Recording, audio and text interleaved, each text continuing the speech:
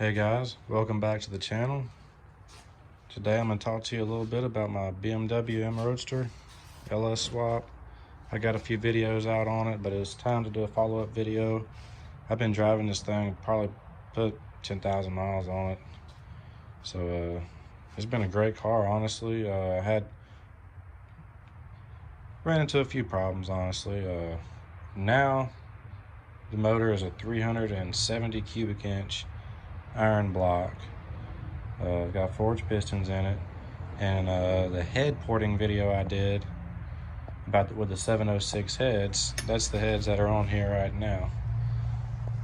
See right there, 706s. That's what's on it. I did a little port work to them, nothing major, but I mean, it runs good. I'm gonna show you plenty of videos of that and tell you what I'm gonna do next to make it run even better. But it's got a stage 2 or 3 LS1 Summit cam in it. It's 600 lift. I think the duration is 231 at 50 and 243 at 50, something like that. I need to get the cam card and look at it, but pretty fairly sized cam. And I had a LS6 intake on it for a while, and it was fine. It ran good, but was definitely having some intake issues. I had the stock mass airflow sensor on it for a good while. Had it right here, so that's why I got this going on right here, the intake. But I removed it, went with a fast 92. This is a no-name throttle body right here. I have a fast throttle body that just came in the mail that I meant to cancel the order on, but it came, here it is, a couple months later in the mail. But it's very nice. I'm gonna show it to you in just a minute. But it's got a 36-pound injectors. I do all the tuning on it myself, and the CX Racing swap kit. The one thing I don't like about the swap kit is that it's 1 5/8 inch headers. They look nice. They are nice headers. They're just dirty. I drive it a lot. I need to clean up the engine bay a little better. But I know everybody's gonna talk about this piece of cardboard I got in here, and don't worry, I got plenty of plans for that. I do have a heat shield down here by the header in front of it. It's kind of peeling off a little bit on the edge, but it's just temporary. I do check it all the time to make sure it don't get hot. I have a temperature gun right here. I check it all the time, especially when I let it idle or give it a hard time. Then I check it because I don't want it to catch on fire. But I did also paint it with a 2000 degree paint, just to, you can't really tell, but it is black. That is a heavy duty piece of cardboard that came from the Monster Clutch Company. But this really helps with intake air temps tremendously. I mean, my intake air temps are like 40 degrees cooler with this piece of cardboard in here. Some people know the way M Roadster's intake work, but the factory intake box is right here. So I try to utilize this area because cold air comes in through here, through the headlight. It also comes in through the fender. It goes in right up in there. There's a hole that catches air. It gives it cold air, so you can't see it real good. Hang on. There you can see the hole up in there now, right? Come on now. There you go. Man, she's dirty. That's what happens when you drive it. Okay. Right now it's currently running on open headers. I ran the stock exhaust on it and drove it with the stock exhaust for a while, but like I said, I do the tuning on it, so I was doing some data log comparisons with it, with the exhaust on and the exhaust off, and it definitely runs better without the exhaust. Also did some draggy testing, obviously, with it, and it definitely runs better with the exhaust off and with some octane booster in it. I haven't tested it without octane booster since I took the exhaust off to see if that really helped it, but taking the exhaust off definitely made a difference. A lot of people wonder what these little bars are right here on the M Roadsters. This is actually a power steering cooler, and I've actually ran off this factory cooling fan. It's hooked directly to the AC switch in the car, so I just turn on the AC. I don't have the AC hooked up, But if you hit the AC switch, the fan comes on, and it comes on, has a low and high setting, which runs to the factory BMW computer.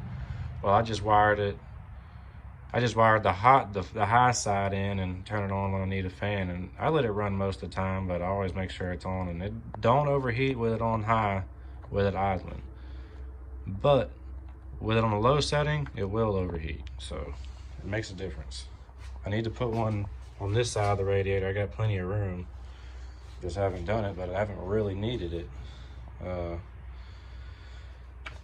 But as far as the motor goes, like I said, I did have some issues. I ended up spinning a rod bearing in the LS1, but other than that, I haven't had problems. I'm still running the same transmission, but I did upgrade to a monster clutch, or else I probably wouldn't have that piece of cardboard. And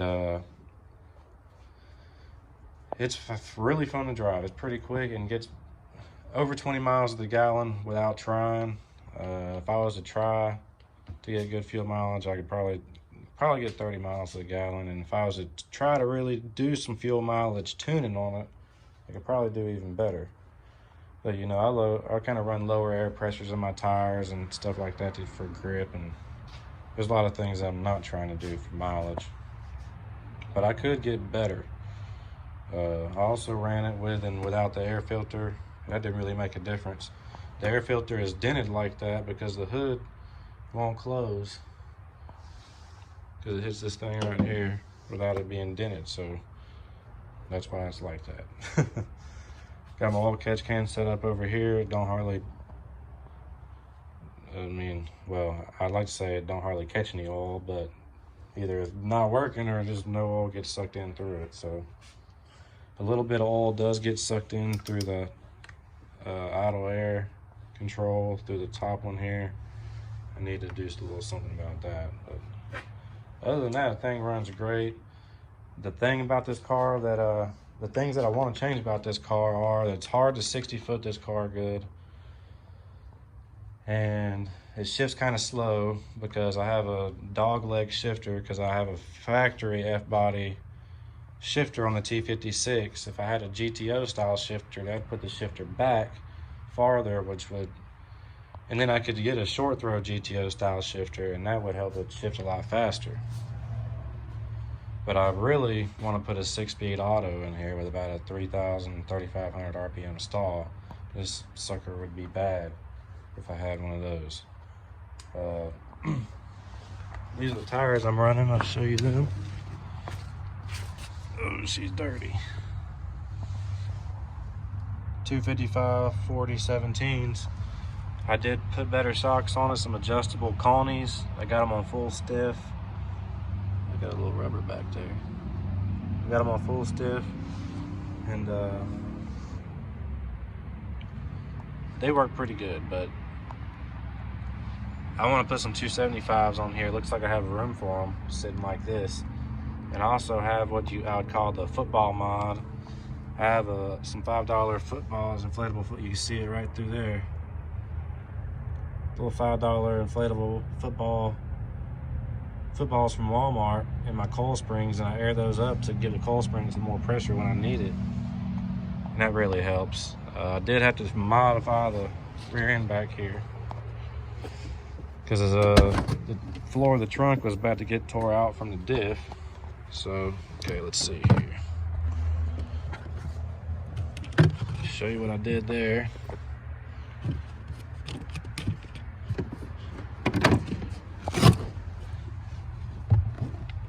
You can see those plates that I have there.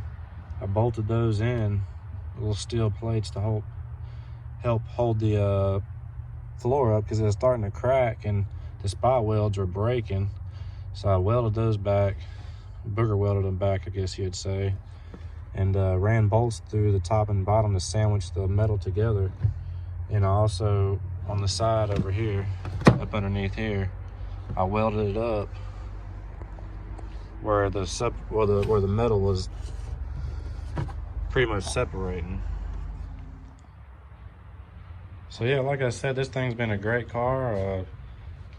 I do want to change the gears, get some tires put on it, some better tires, short throw shifter, and really a 6-speed auto. That would really be best thing I could do if I can make it fit in the trans tunnel. But I want to get the body straight on it. I got backed into on this side and on the other side, and I got some paint chips and stuff going on. I want to get the body totally straight on here. And I also want to either put the factory exhaust back on it with cutouts, or just run some aftermarket exhaust. I'm not sure what I'm going to do yet. It's kind of too loud to daily drive on open headers. I ride around with earmuffs on to muffle the freaking noise, because it is loud. Sounds good, but it's loud. But anyway, I'm going to show you guys this fast intake here. Or not fast intake, fast throttle body. Real quick. This is how it comes. It comes in this box. With the parts like this, it was sealed in plastic. And this sucker is nice. It's really nice. It matches the intake phenomenally. Very nice. Comes with stickers and directions. So I haven't put this on yet because I have that other one on there and it works good. And I just haven't had the time to tune it, because I know once I put this one on here, I'm gonna have to retune, especially the idle and low RPM. But I did a lot of modifications to the cheap one that I have, and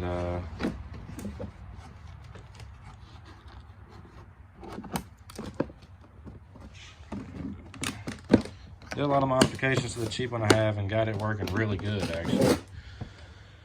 So I do want to try this one out, though. I'll probably do that. But anyway, check out this action I got of the car, and let me know what you guys think, and let me know what you want to see. And please, guys, like, share, and subscribe. Thanks for watching.